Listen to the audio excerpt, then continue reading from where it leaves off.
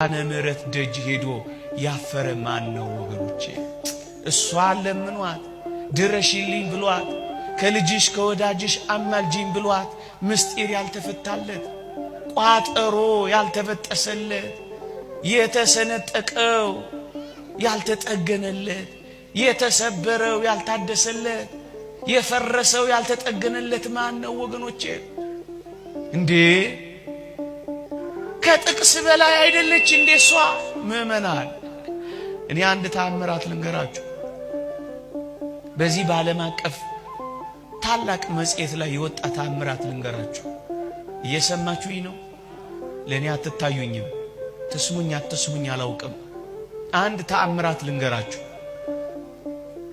ታይምስ መጽሔት ወይም ኒውስ ዊክ ላይ ነው የወጣው።